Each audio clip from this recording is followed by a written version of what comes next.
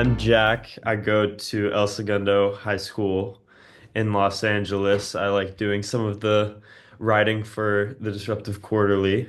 Um, Overall, for the interview, I think we're just trying to get a sense of like BioLargo and their, concentration, what you guys have been doing, especially with your battery stuff. Overall, what your message as a company is and what kind of like career stuff, how you collaborate with other companies and everything, and also get to know you as a person and what you do to contribute to that. Okay, that sounds good. Yeah. How about Yeah. you, Ruby? What's up with Uh, you? to, to add on to that, I go to Redondo Union High School. I also live in Los Angeles, and I'm also a writer for the Disruptive Quarterly, which I've really been enjoying. And something we're going to focus on today a little bit is BioLargo's impact on youth, Yeah, because we're really interested in that. yeah, sure. Okay, great. Mhm. That sounds good. Yeah, so I can get us started. Maybe to start, you could tell us a little bit about yourself and your role within BioLargo itself. Okay, sure. I'm Dennis Calvert. I'm the CEO at BioLargo, and I've been doing that since the spring of 2007. And so our company's been innovating all that time. And as the CEO, my job is to sort of figure out the direction, set up strategy, and recruit extraordinary people and then figure out how to make this technology go do something great for the world and make some money. Mhm. That's my job. It's awesome. What would you say is BioLargo's core mission, and how do your technologies help to create a healthier and more sustainable future? We're unusual that way. The business is very high purpose. We always talk about the cornerstones of the company. And one of the cornerstones is we only do things that are high impact for good. So we have a mission. And we think the mission is very important. It's what keeps you going when the chips are down and you're struggling to figure out how to get some of this stuff to market because it's extraordinarily difficult. The idea of being a change agent, it's easy to say, it's very hard to do. That's one of the cornerstones, right? High impact, focus on sustainable innovation and human health. So we only do things that really can move the needle. So the two things we covered, high purpose. The second is technology that has a potential to transform a market. So that's all we do. Number ones, right? And then the second is we use a capital conserving strategy. So we do it in a way that allows us to extend the reach of our capital so that we can do a lot with a little. Because the biggest issues most founders really struggle with is they run out of money and they spend their way to success. Okay, we don't do that. We innovate. We always say we invent, prove, and partner. So the idea is to get it to a certain level and then find adoption. And when you find adoption, you're creating pull. The pull from the market creates economic opportunity. So you don't have to write all the checks. One of our slogans is don't be the bank. Don't be the bank. If you're the bank, you always run out of money. That's where founders really get in trouble. And then finally, so that's four cornerstones, right? We got purpose, disruptive, potentially disruptive, transformative technology, a capital conserving strategy. And what's the fourth? People. We have extraordinarily highly qualified people. We have about 55 people in the company today, and I think we have almost 30 engineers and 14 PhDs, extraordinarily trained technical people. And so with that group, it's like a brain trust. And we always say to ourselves, where can we use our skill set, our core competency, the four pillars, and focus on an opportunity that's going to make the highest impact possible and make some money for our investors. That's how we function on a daily basis. Mhm. Pretty cool. Wow. Building off of that, how does BioLargo balance being a business with doing good for people and the planet? Yeah, well, so to me, the whole concept, it's funny. I serve in a number of capacities in service. One is I'm on the board at Sustain SoCal, and Sustain SoCal is all about sustainability. And I met the founder there years ago. I've been on the board there over 10 years. I also serve on a San Diego group called TMA Blue Tech, very similar, high purpose focus as a trade group. And then most recently, I was asked to serve on behalf of our company, serve as a trade advisor to the Secretary of Commerce at the federal level. And in that position, I was just recently asked to lead the subcommittee as an advisory group to the Secretary of Commerce federal for innovative technologies. Okay, right? And so your question, right? Your question is, how do you do all that? Well, it's the concept of sustainability really requires it. If you don't have sustainable business model, then doing good and running out of money doesn't work. So this idea of the sort of the trifecta, the three pillars of a tripod that make it work is you got to have an economic model that can generate sustainable cash flow, return on investment, because you're going to need some money, whether it's given through public funding or private funding or investor funding or venture funding, whatever, you got to create a return, and that return can come in a number of ways, right? It can come from public credits, things that do good, like in the energy field, there's a lot of public credits. It could be carbon credits. Okay, those are good. But at some level, it's going to translate to a dollar. And so that's my job, is when we take these initiatives, is to really peel the onion and dig deep into how is this thing going to find a commercial adoption cycle that at the end of the day can generate a financial return on the invested capital, wherever it came from, there has to be a return. And the second is then sustain the overhead, sustain the infrastructure, because you got to pay your bills. Mm. Okay. And then, right, good for the planet. Well, that's a principle. We already do that. And good for people, we already do that too.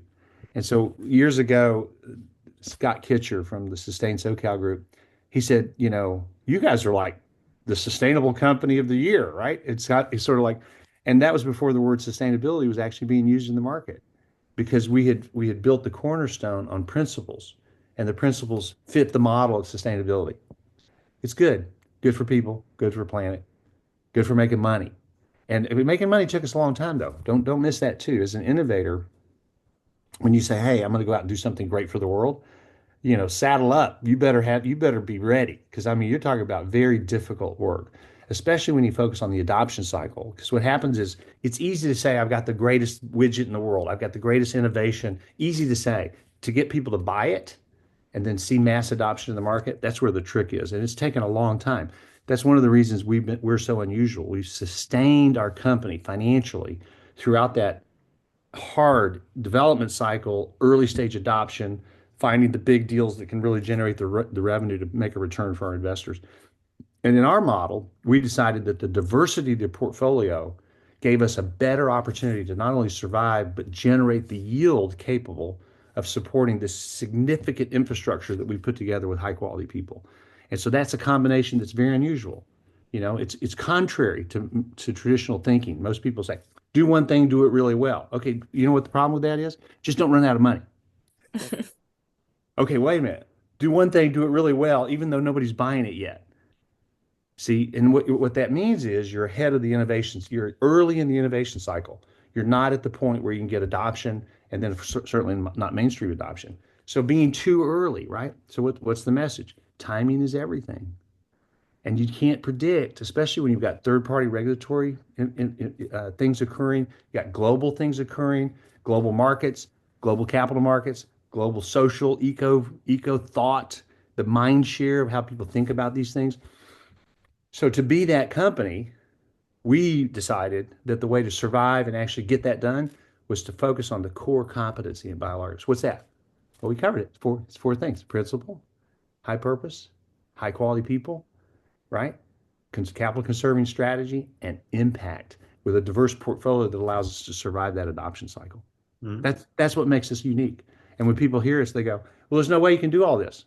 I hear it all the time. Or it's too good to be true. Well, it's too good to be true. I'm like, no, it's actually really good stuff, and Mm. we've proven it. Now that doesn't mean it's all getting adoption, because that's where the risk is. The adoption cycles is where you die. The valley of death. You guys studied that yet? Getting over the valley of death. That's the idea of moving from early adoption to mainstream adoption. Well, we've gone through the valley of death multiple times, and so that diversity allows us to survive that journey, that valley of death. When people say, I love your stuff, but I can't write you a check." What? I can't write you a check. Anyway, Yeah. Could you give an example of a real life situation where BioLargo's technology has made a big difference in a community or an industry? yeah. Well, we've got a couple of nice wins under our belt, which is really good. One of the early inventions was this odor and VOC product, odor and VOC, volatile organic compounds. So that's gases, right? Gases in the air. And one of our inventions is this chemistry set, and it led to the creation of the fastest growing pet product in the pet field called Poof, Pooph. Anyway, it's a great story, and it's a great story of staying in your lane too, right? Because we're the innovator, we're the manufacturer. We went through the slugfest of getting adoption. And then we partnered with someone who created a big national brand and took it to market. So we participate in the expansion of the brand as an equity holder and as a supply chain and a licensor. Okay, great testimony to the model. Also a great testimony to this great technology that does something that the market had never seen. In this case, it was the idea that as an oxidizer, when the chemistry comes in contact with an organic molecule, something that stinks, like urine of a puppy, it actually breaks it down. And Mm. so by breaking it down, it doesn't come back. And so the idea that you can have a product that's super safe, super friendly for the world, for people, doesn't hurt the animal, and yet break down the chemistry that makes these odorous compounds, that's a breakthrough. Okay. And it's really cool. And then so that's an example now where we're experiencing commercial success. The next one, which is now underway, is we spent almost 14 years and about $20 million, which is a lot of money, inventing products for infection control to be used in the surgical suite. Okay. We've done some early sales. We got great testimonials. We got really smart people from industry that love it. We've gone through regulatory, and now we're at that launch pad where, in a very similar strategy, we partner with a big, huge company that has global brand recognition, and we say, how would you like to use our technology and our product to go out and make an impact all over the world for good? That means control infections in the surgical suite and make you and your shareholders a lot of money. And we enable that to happen as a business model. And by doing it that way, we can take our innovation machine and turbocharge it into a commercial machine. And that's how we do it. Okay. And that's another great example where we're going to impact people all over the world for good, lowering infection rates, healing wounds, just an astonishing discovery. And we knew about that technology. It goes back well over 20, 25 years. And it's taken us a dedicated focus with highly qualified, trained people and a lot of money to get through the proving out, the regulatory compliance, and now the adoption cycle. Um, Invested about, like I said, 14 years and 20 million bucks. It's amazing. And so that's another example. We got more, but those are two big innovations that are now poised for significance. And we have a battery tech, and we're removing PFAS from the environment, which is forever chemicals. And we're in each of those, there's a little bit different adoption cycle, but they're all in it to win it. And we believe that each one of them is a transformative tech for their market. And that's, remember, our pinnacle. Transformative tech, change the world, do something great, do it in a capital conserving way, and leverage extraordinarily highly qualified people. So it's the same theme over and over, right? That's the point. That's the point of the conversation. It's the model. The model allows you to know how to do and what to do. And that's where we really cut our teeth. We become expert at that sort of innovation cycle and how to get through it when most companies fail. Think about it, 90% fail in the first year. I always ask rhetorically, how many make it to 10 million recurring revenue in a year? Another 1%. Okay, how many make it to 100 million recurring revenue? Another 1%. You're talking about 0.001. I mean, it's like this minuscule number of companies that can actually find their way to that. And we believe that's us. We're one of those, not one in 100, not one in 1,000. It's like one in a million. And why? Well, because we stayed the course. We have a strategy that's scalable. We have extraordinary people. We preserve capital. We do innovations that are disruptive, transformative. Pretty cool. Yeah. How is BioLargo different from other clean tech companies uh, working on environmental or health issues, specifically those issues? Well, I think like we just covered, we've got a lot of things that are unusual, a diverse portfolio. Most don't do that. And we get some criticism, right? So let's just, sort of cut to the chase. Some people say, well, that's crazy. And say, yeah, it's the only way we survived. Had we gone through what you would consider the traditional route, we would have gone out of business. We wouldn't be able to sustain ourselves. And we certainly wouldn't have been able to sustain this significant infrastructure that we built, the infrastructure and talent. You just don't have enough commercial resource to really sustain that. And so that's unusual. The idea that we can do all those at once, but then focus on our lane of invent, prove, and partner, right? So that's unusual. The other is that we do think out of the box. A lot of companies focus on enabling incremental innovation. incremental innovation versus just transformative, disruptive innovation. Big difference. Textbooks will teach you about it. Way do you do it? And you can do it, right? You can do it. You just have to, you learn, right? You learn really quickly how to survive that journey because it's not rocket science. It's about fortitude. It's about accessing capital, having a mission that keeps people engaged, backers that want to see you go do something great and make money. It takes all that. It takes all that to make that ecosystem work. So in that way, we're very unusual. You know, we have a story that's one in a thousand. I mean, it's just really unusual. And we've survived a long cycle. I mean, we started in 2007. Here we are. We're almost 20 years. And we're just at the point where we're witnessing, as I say, we're now harvesting the fruit that we've been planting seeds for 20 years, and we're now seeing the harvest. Who can do that? Who can wait that long, right? It's really difficult. And people we wear some people out. I always say that the only thing I really apologize for our investors is I'm just so sorry it took so long. Well, who's going to sign up for the 20-year journey to go do something that impacts the world? Why? What's up? I mean, think about it. Who's going to do that? Are you willing to do it? You ready to sign up for 20 years before you see the fruit? Most people won't. Yeah. And so it takes that sort of just tenacity, the commitment to impact. And part of that comes from a career, right? A career of doing stuff that maybe wasn't that important. All right, you say you only got so many hours on this earth. Do something worthy. Go out and make an impact for change.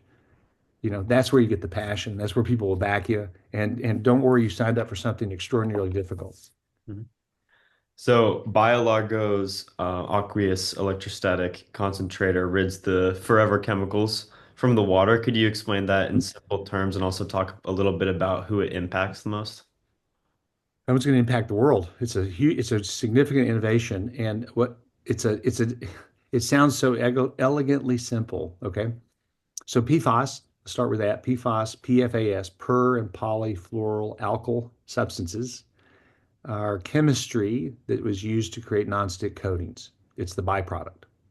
And so they have a carbon fluorine bond, and it's a really strong bond. And that bond it's essentially a man-made chemical. It's a synthesized chemical, and it's man-made.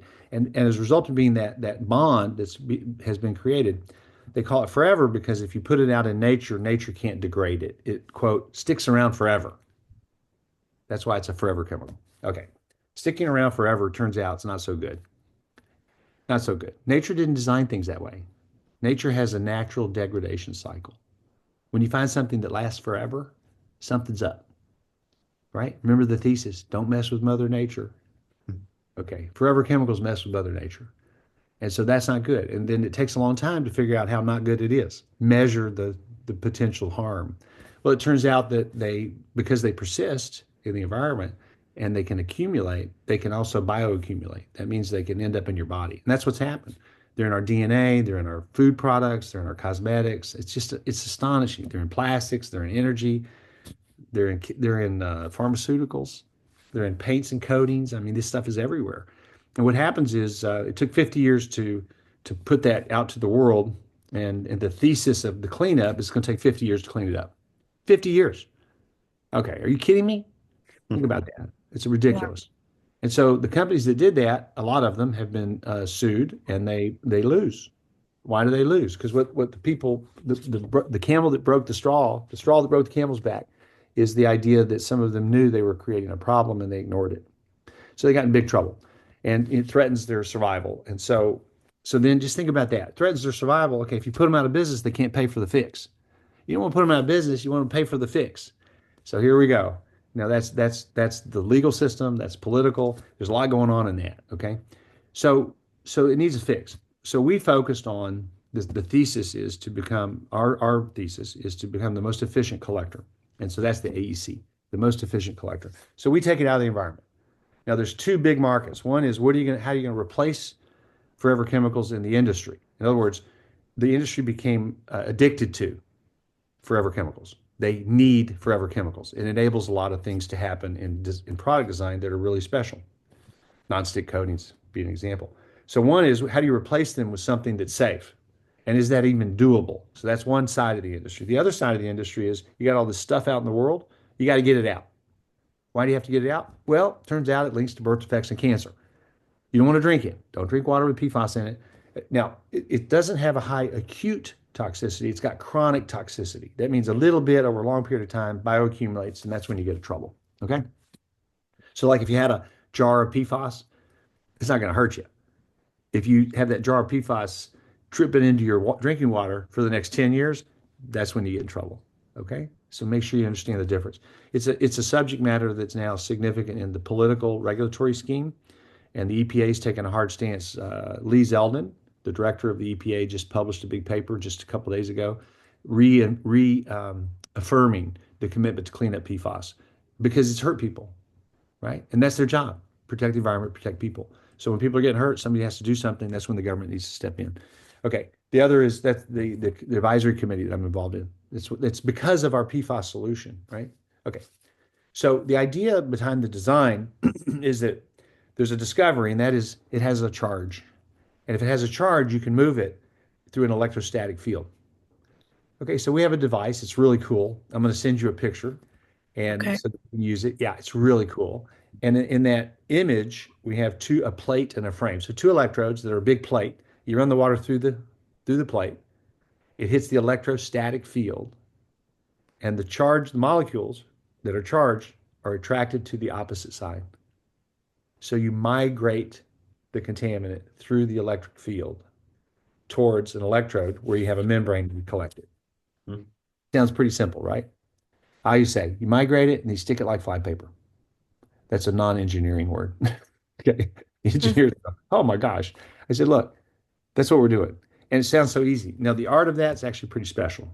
You got flow rates, you got other contaminants, how do you monitor it? How do you clean it? How do you collect it? Lots of art in the way you develop a system, but we've done it. And so now we've got systems that are going into the field, which is awesome, early adopters. We've done 15 trials. We've proven that it can reach a level of what's called non-detect. So that means we get all of it out to a level at which science can't detect any residue. It's a big deal. We also are extraordinarily efficient in collecting and then destroying. So anyway, that's the AEC. And I know I gave you a long answer, but it is a significant breakthrough, and it has a chance to clean up the world and keep people safe from forever chemicals. I mean, that's the punchline. Who gets impacted? Everybody, the world. This is everybody. It's not a community. Of course, you do it in a community, but the technology that we create is going to go all over the world. It's going to go all over the world. You know why? Because the business model is to share, right? We're going to share with companies who use that as a tool and a toolkit to go out and solve the problem. So we become the innovator that then delivers the solution for industry to go solve the problem and use our tool, and therefore we generate returns and we get to see it go all over the world. That's the model. BioLargo recently introduced a new battery technology, from my understanding. What's unique about it, and what are the goals for this project? Yeah, that's a good one. This innovation, we call it the salinity battery cell. It's really cool. So this is a battery that's designed to be used for grid scale operations. So the big markets would be balancing the grid, offloading renewable like solar, big solar farms. We collect the energy and store it in a battery, right? Data centers. Data centers need lots of energy, and they got to be up 24/7. They can't have downtime. So by having battery storage adjacent to their operation, no matter what happens with the grid, they never go down. Grid goes down, batteries load. Works pretty well. So that's grid scale, big batteries. Our cells go into racks, and the racks make packs, and packs make modules, and modules go into containers, and you end up with a container that's about 20 foot long, full of batteries, and you plug that into all those systems, and it can tap into the whole array of cells, and you provide massive battery storage capability. Okay, so that's the salinity design. Anyway, it's pretty awesome. And there's a couple of differences. One is it's a non-lithium. Okay, so lithium's got a bunch of stuff going on, right? Lithium's been widely adopted, you know. Uh, what's the problem with lithium? Well, the first and most important is the geopolitical risk associated with lithium. It's currently supplied primarily by China, other countries too, But accessing significant supply and the barrier to the supply chain is pretty significant. And so that's one. You got to break that supply chain barrier. That goes into politics and trade, very critical, especially when you think out for the next 20 years. You just can't continue doing what you did. You got to do it different. That's one. The other is there's environmental risk with lithium. It's a toxic brew. It's also highly flammable. So the idea of what they call runaway fire risk. That's where one cell pops another cell that pops another cell. It runs away. It runs away with flammability and explosiveness. It's highly combustible. So in that way, there's other things about our technology that may really make it different. But in those two simple examples, we can break the supply chain burden that's been established over the last 20 years and reverse it so that we can be domestic and we can see ourselves produce in any country in which we produce. We're not limited to the United States. We can make these anywhere in the world. But wherever you want to make it, you don't have to rely on China. You can just make it. That's one. The second is this runaway fire risk is a real deal. And so having a solution for that, we think is really a great winner. And then there's other technical reasons it's different, but we can dig deep into the weeds, long duration, recycle time, recycling the product, uh, high energy density, low risk, low cost of goods, all those things come into the mix of making it commercially viable. But those two, breaking the supply chain barrier to enable, and then combining it with workforce development, employment, net export, revenue generation in a model that allows us to develop a community-based investment. Those are really buzzwords that make it attractive for the globe. Mhm. Could you tell us a little more about the origin of the battery itself and how it came to BioLargo? Yeah, it's a great story. There was a handful of inventors out of the University of Tennessee years ago started this journey. They were electrochemists, specialists in battery tech, and quite accomplished, big pedigrees, big professors, right? They were honchos, and they created a commercial unit, and they actually took some product commercial. And unfortunately, two of the senior technologists actually end up passing away pretty quickly, early in their development cycle. And so it was very sad for their families, of course. And the son of one of the founders held it all together and saved the designs. And they were 10 years too early, right? We talked about the adoption cycle. 10 years too early means death. You don't have enough money. Got to find something that can go commercial. So he parked it. He shut it down and held on to everything. And then because of our relationships in out of Oak Ridge, Tennessee, with the university, with people, community, we have a community based connection.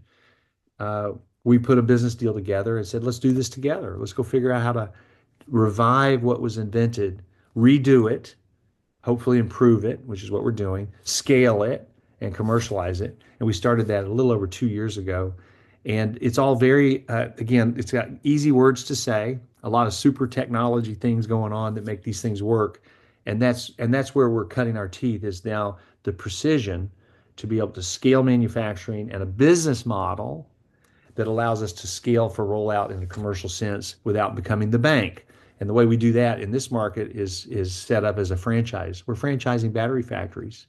We said to ourselves, don't sell batteries, sell battery factories. And that's a big idea. That's a big idea, okay?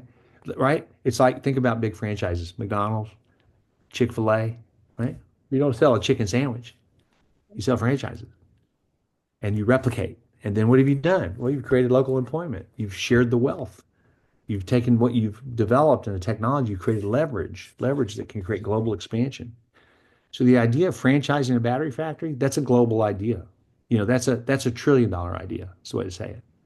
It's a big idea. Now, we're in the journey of that, so that doesn't mean we've achieved all that. It means we have a vision of what we could do, and it starts with technology, and it starts with strategy, and then stacking up the proof of claim so that people trust us.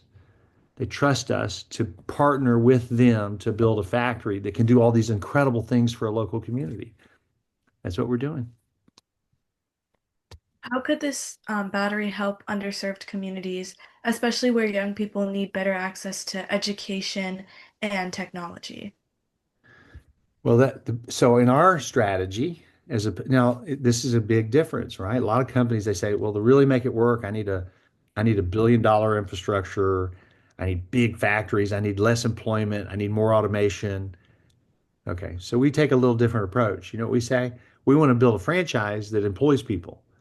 We want to build a franchise that engages the local community, even tribal nations, right? We want an investment strategy that shares the wealth for the communities that invest in these assets.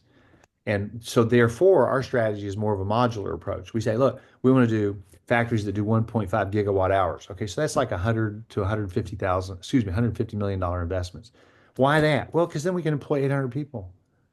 Then we can create commerce in that local market that creates export dollars, microgrid development, workforce development, all of these tools that make that vision so attractive that people recruit us to their community. They say, let me tell you about my community where we can invest. I say, we're bringing an asset that becomes a community-based asset. It sponsors all these things, okay? And that's the difference. And so as a result of that strategy, we get attention of people all over the world. It's amazing. We get countries, we get nation states, economic development groups, high impact investors, a lot of universities, I mean, commerce, developers, energy. It just all of these collaborators and partners come from all over the world because the proposal is an astonishing proposal. We will put them in the business. That's pretty unusual. And that's really, again, one of the reasons we'll thrive is because we look at it and say we're a capital conserving, high impact strategy that shares the wealth.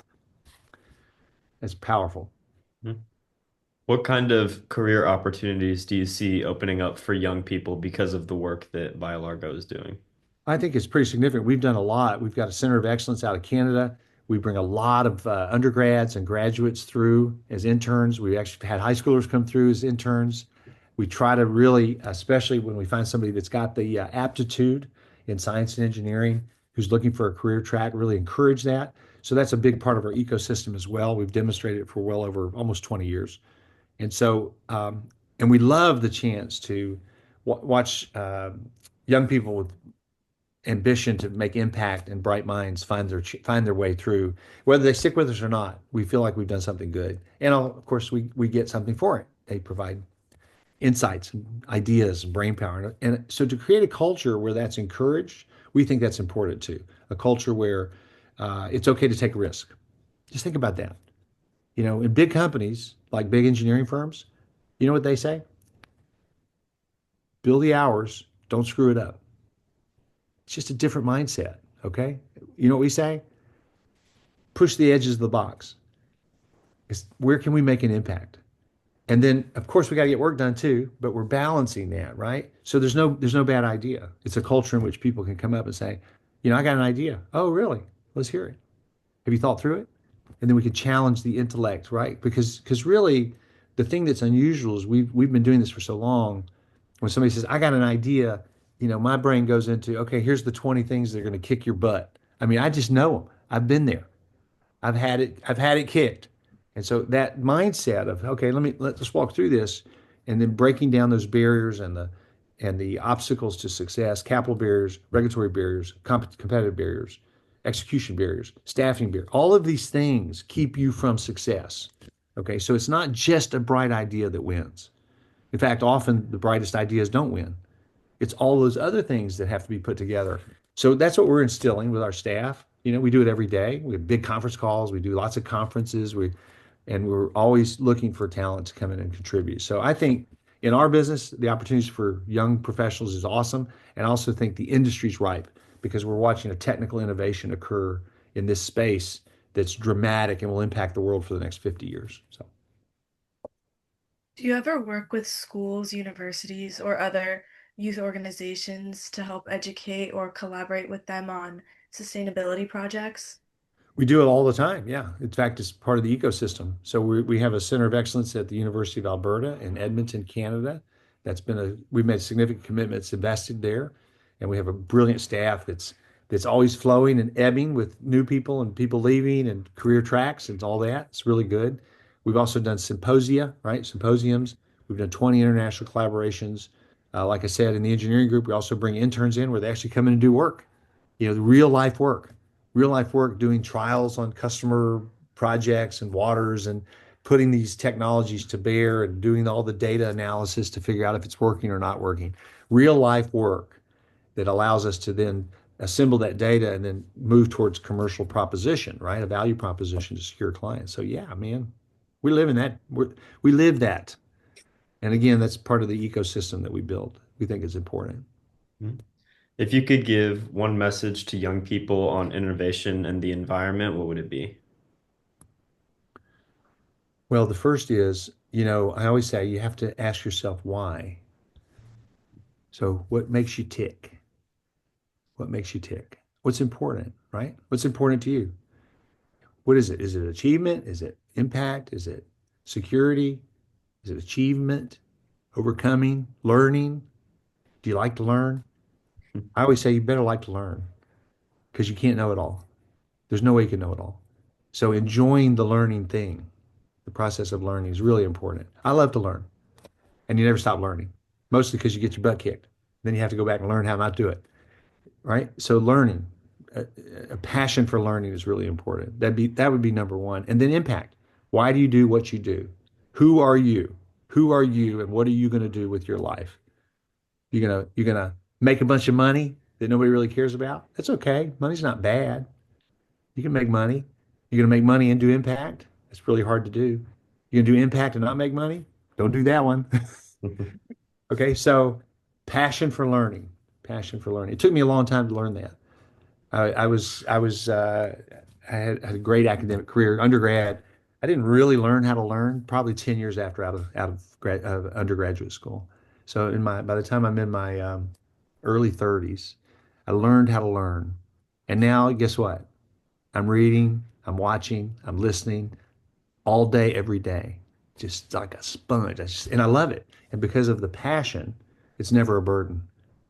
Never a burden. And then I surround myself with incredibly talented people, smart, hopefully all smarter than me. I mean, just because you want talent to bubble up. Because the truth is that, and one of our guys, Randy, always says, he said, it's amazing what you can get done when no one's sitting around trying to take the credit. Now think about that. It's amazing what you can get done when no one's sitting around trying to take the credit. And that's an intellectual process that encourages the best of class thinking. Best of class. Because if it's centered around an ego where someone's got to thump their chest, step up and say, I'm the man, you're never going to get there. It'll fail, especially when you talk about the variables coming at you. There's 1,000 variables. The obstacles are daunting. The competition has so much money, they'll just outspend you. So you got to do something different. How do you do that? You can't do it alone. It's going to take a community, ecosystem of very bright people. And so mass, and that's one of the things in our company we think is unique. We've assembled a mass of talent and a culture of innovation that encourages risk taking and collaboration and a journey of experience that allows us to be more precise than we were the last time. Continuous quality, right? Raise the continuous quality. Anyway, all those things are important. So I don't know, I covered more than one, but passion for learning and then motive. How about that? How about two? Passion for learning and motive. Why are you doing what you do? And you need to ask yourself that. Why do you do what you do? What's the deal? And embracing something that can last the test of time sets you up for success for your life. That would be my encouragement. Find something that lasts the test of time. What inspired you to lead a company like BioLargo, and what keeps you passionate about the work that you're doing?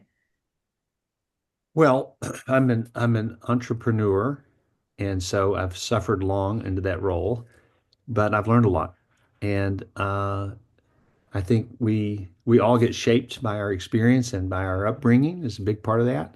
And I was raised by entrepreneurs and inspiring people that really focus on concern and care for others. Right, this idea of we're here to serve.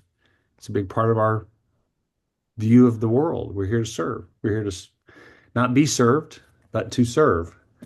And so with that attitude, you think, okay, how can we do something great? How can we make an impact? Serve. How can we serve the world with our time and our passion, our knowledge, and our tools that we've been given, these gifts that we have, put them to work in a way that makes an impact. And so that's it. At this core, I think that's the driving force.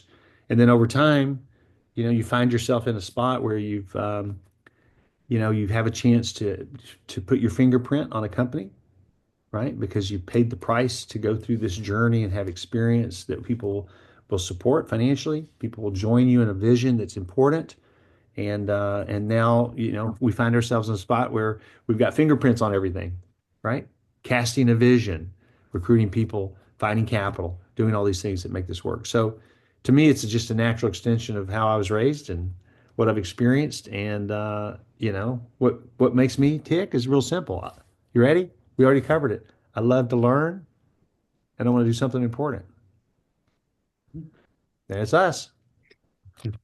How has your own personal journey shaped the way that BioLargo serves the world today?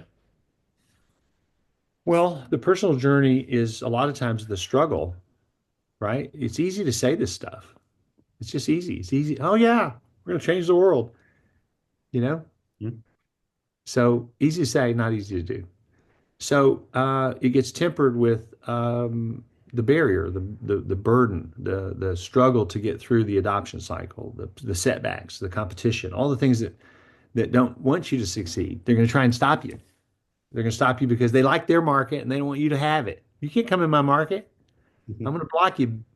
You come in here with all these ideas. And that's real. Sometimes people say business is like war. It's a war. You got a market share, and I'm telling you, the guy that's got the billion-dollar company, those other guys will do anything to keep you from it. And so finding a way to get one of the theses we talk about is the themes is you got to get in an innovation cycle where the wind is in your sails. People say, what? The wind is in your sails. Okay. What's that mean? There's a trade wind. When you go sailing, you get with the wind. You don't go against the wind. You get in the wind. Okay, so in the innovation, it's the same thing. You got to find a slot that fits the timing with your aptitude and your skill sets to get in the wind. So the sails fill up and it propels you into the game. Okay? So that's again easy to say, hard to do, but that's the key. Don't go against the wind, go with the wind. Anyway, there you How go. do you see BioLargo's technologies helping young people and future generations specifically live healthier and safer lives? Yeah, the things we do are just great for the planet, great for people. So fundamentally, it's good for everybody, including young people. And then having opportunity to advance. We're going back to that same thing, right? Passion to learn, a passion to do something important. Anybody can do that. I don't care where you start, because we didn't say you have to know everything. You don't have to know everything. You have to have a passion to learn. This is an age in the world in which information is so immediately available at the click of a massive computer system in your hand. There's no excuse. You just have to decide it's important. What do you want to know? There's probably a YouTube video on it. When we started the battery tech, you know what I did? I watched probably 175 videos. You say, really? Yeah, really. And then I read the public filings, and then I read the technical papers, and then I went to the patents. You just read. It's all there because they have a passion to learn. Why? Well, because it's important. I mean, we're going to spend a lot of money. We're going to bring in people. We're going to do this thing. I got to know this stuff. Passion to learn. Okay, so you got a cell phone? Hmm. Yeah, is it a smartphone? Yep. What's, Yep. what's holding you back? Passion.